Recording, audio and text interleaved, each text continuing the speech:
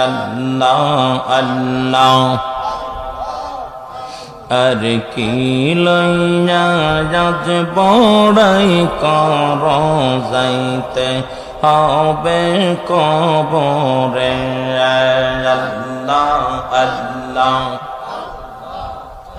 তুমি কিসের নিশায় কিসের আশায় কিসের নিশায় কিসের আশায় আসগ বন্ধু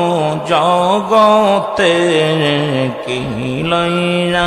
আজ বড়াই কর যাইতে হবে কবরে